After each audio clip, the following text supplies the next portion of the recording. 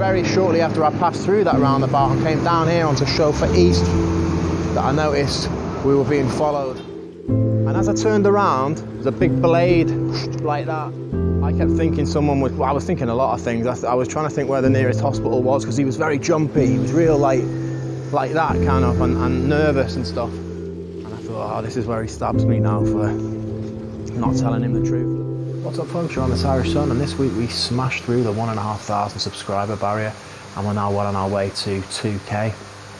I'm still here in Phuket, and so I thought this would be a good time to tell the story of when I was robbed at KNIFEPOINT right here in Phuket. If you enjoy this video, please do subscribe, press like and drop a nice comment. And if you don't, sorry.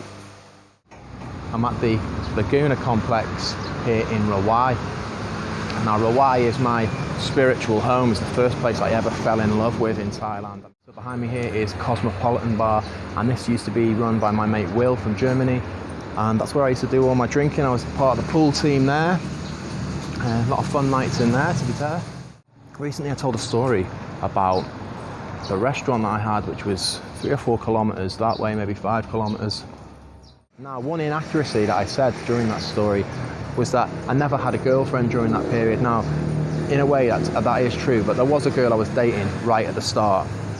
So as I said, if you've heard the story already, I'll keep it brief, but I spent 19 days on holiday here, decided not to go home, ended up staying for the 60 days, and by the end of the 60 days I'd signed a contract for the restaurant.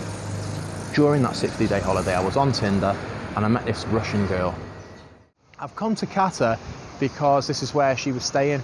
It actually wasn't around here, it was over there somewhere, but I can't remember the name of the hotel, so I can't find it. And this is a more scenic spot to tell you that I picked her up and initially couldn't find her and didn't have Wi-Fi on my phone, didn't have my Thai number sorted out yet. And so I was trying to get on this guy's Wi-Fi and he wasn't really keen to let me on it. And then he was like, you can go on Facebook if you want, use my laptop.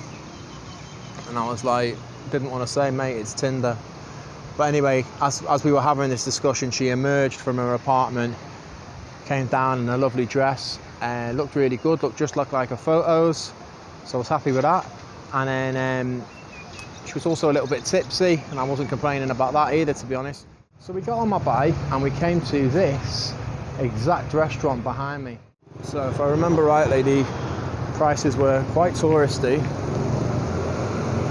and I can't remember what I ate, but I do remember that after I ordered my food, she ordered 2 cocktails instead, 2 cocktails at the same time, 2 different types. So if I'm not mistaken, we would have been sat at pretty much this exact table, this one or this one. And I'm like, what do you want to do? She's like, oh, can we go somewhere else where they serve drinks and stuff? So it was a first date. I wanted to take her somewhere sort of a little bit fancy. So I knew this beach place, I can't remember the name of it now. I want to say Paradise, but it probably isn't called that. And then it was closed. So then she said, oh, listen, why don't we just get some drink out of 7-Eleven and head back to your place? So I was like, ooh, okay, let's do that. And then as we were driving there, I remember I ran out of gasoline, like completely. The bike just stopped moving. And she was like, just laughing her head off, like, what sort of a man are you? Like, what sort of a man am I with that you would let this happen? Happens to me all the time, but she was the sort of person where she would never let it go below halfway sort of thing. But I frequently run out of gasoline. I've had it happen in cars as well.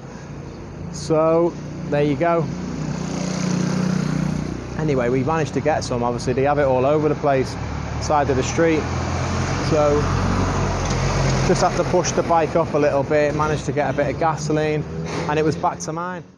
So fast forward to August or September 2015, and that girl had left her job. She said she had some savings, and she asked if she could come and stay with me in Phuket for a while. And I said, yeah, of course. Now, I didn't have a lot of free time, and I certainly didn't have a lot of free money. But one night we ended up here at the Laguna complex in Rawai. Now let's have a little look around before we continue. So inside here, I'm going to go in.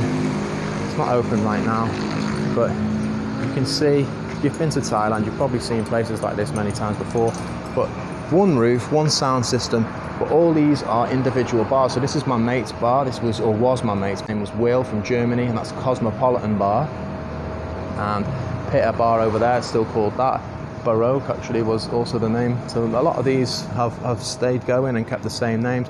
But each of them are separate businesses. They're all paying rent to the one landlord. As you can see here, there's what, 1, 2, 3, 4, 5, 6, 7, maybe 8, 9, 10 bars on this side. Now, over on this side, they've knocked it all back, and it's not open anymore. It doesn't exist. All the bars have been taken out. So I think what they're doing here is turning it into like a spa, massage and stuff like that. I've seen signs there looking for staff. But this was the same thing. This was actually the bigger side. So this had probably 10 or 12 bars. As you can see, the old pool tables there. Many a game played on them. So this is where, this was more of the same basically. And I must admit, I've had many a fun night here. Now this red door is the proper Laguna nightclub. Now what would happen is all these bars here, and where I'm stood now, would close at 2 o'clock. And you'd get to finish your drink more or less sitting in the dark because they turned off all the lights and everything. And then this one. And so that nightclub would open at around 2:30, and it would stay open until it was bright outside. I've been in there till 6 in the morning in the past. It was time to head home. I had work in the morning. Needed to get to Macro about 8:30, 9 in the morning so I could be back in time to open at 10 a.m.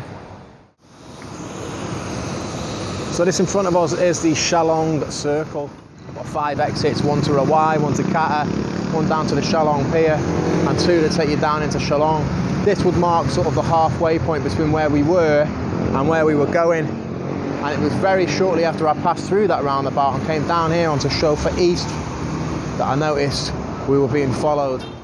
There's this bike, now as you can see there's a lot of traffic during the day, but at night time, this was probably 2:30, 3 in the morning, we were the only people on the road.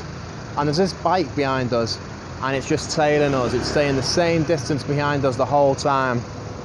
And I'm thinking, this is probably the police. Now I'd held it together quite well that night because I knew I had to drive us home, and anyway I'd work first thing in the morning. I didn't want to be hungover all day.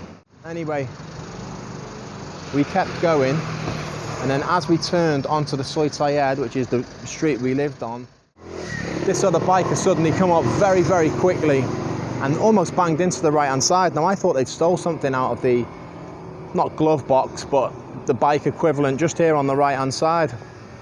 And so I said to her, oh, no worries, whatever it was, it wasn't worth anything. So as I went to rev to keep going, realised there was no power in the bike, looked down, they'd had the keys out, hadn't they? So I turned to her and still was convinced. I was like, said to her, this is going to be the police now. And as I turned around, there's a big blade like that up against my neck. I'm like, whoa, dropped the motorbike. And then, without going into it, we were a little bit further up the road than this. We weren't this close. We were a little bit further up. And yeah, I mean, look, it went on for about 5 minutes. And I was thinking, I kept thinking someone would, I was thinking a lot of things. I was trying to think where the nearest hospital was because he was very jumpy. He was real like that kind of, and nervous and stuff. Now, I can tell you now, I had about 10 euros on me. So I should have just handed him the 10 euros and said, see you later. But for some reason, I guess, trying to save face in front of the Russian girl, I didn't want her to be like, he just gave it up, he just handed the money over. So I was like, oh, calm down, you know, and I was ringing round in circles, making sure that he didn't go anywhere near her.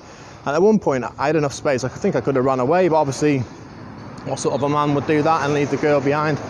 So I just had to stay, and she's screaming, you fucking bastards, you fucking bastards. And I'm like, just calm down. Now, as you can see, even today, this part of the road is not built up. This is a very commercial road, but this part, even to this day, doesn't have businesses on either side of it, so there wasn't really anyone around to hear us, and it was about 3 in the morning. So I'm leading him around in circles thinking someone's got to come any second now, and no one did. And then finally he was like, right, empty your pockets. and I had an old phone. He didn't have the password, it was pointless in taking it, but he did take it. I actually had her purse in my pocket, and I pretended it was a phone charger, like a power bank, and he was like, ah, and he threw it on the floor, and when he threw it on the floor, he heard the ka-ching of change, and it popped open, and I thought, oh, this is where he stabs me now for not telling him the truth. And the blade was pretty big. It was a, you know, I didn't want to mess about. And while he was picking it up, I looked over, I saw the number plate of the bike they were using and that, which I thought might help, and spoiler, it didn't. Yeah, they took off, and I was like, hey, can I have the keys for my bike back? But they just kept going. So the following day, about 9:30 in the morning, I was picked up by the police, and the restaurant had to run on its own that day until about 1:30. So I was with them for hours. We went down, we were looking at the CCTV all around the place. Could watch them following us and that, watch them turn up this street right after us. And yeah, a little bit of a hairy moment, but definitely not supposed to be a story that's anti-Thailand or anything, because whatever country you're from, you're going to tell me people don't get robbed or get knives pulled out or get shot or whatever. These things happen all over the world. Obviously nothing like that's happened to me since, and I think I was just very unlucky. You'd be very, very, very unlucky. You'd be very unlucky. So yeah, it's something that happened though. It's something that happened to me, so it's worth telling, I think. They never found the people that did it.